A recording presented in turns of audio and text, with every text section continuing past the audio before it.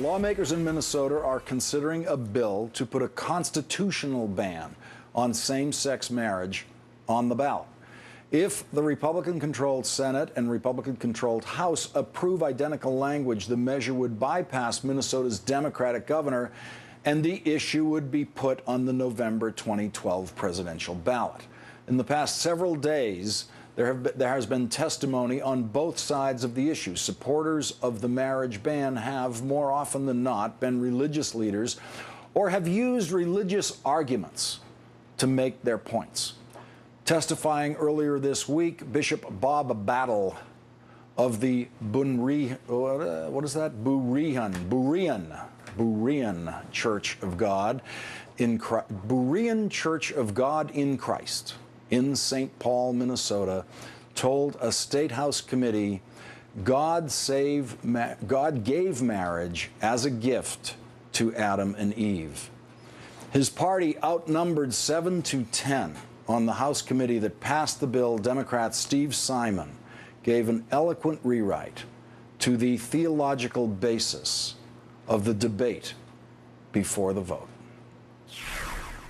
We have to be careful about trying to enshrine our beliefs, however religiously valid we may believe them to be, in the Minnesota Constitution. And what I'm hearing today and what I heard on Friday was largely a religious justification for a change in the Minnesota Constitution. I don't think that's right. I don't think it's fair. I think it departs from our tradition. The other thing, which I know makes some people squirm, but I think we have to discuss it, both during an election campaign, but here at the legislature too, is how much of homosexuality is nature versus nurture. Is this something that you learn or acquire, or is this something that you're born with? Is this just another lifestyle choice like skateboarding or gardening? Or is this something that's innate with a human being? And I want to take a page from what I heard last Friday in the Senate testimony. There was a member of the clergy, forgive me, I can't remember his name, and he said, you know what? Sexuality and sexual orientation are a gift from God. And I think that's true. And I think the scientific evidence shows more and more every day that sexuality and sexual orientation are innate and something that people are born with. And I would ask everyone on this committee, not today, not tomorrow, not next week, not even this year, but at a moment when you can be alone with your own thoughts, to ask yourself, if that's true, if it's even possibly true, what does that mean to the moral force of your argument? Just ask yourself, not now in the glare of the Capitol and caucuses and interest groups, but ask yourself, if it's true that sexual orientation is innate, God-given, then what does it mean to the moral force of your argument? And I guess to put it in the vernacular, what I would ask is, how many more gay people does God have to create before we ask ourselves whether or not God actually wants them around?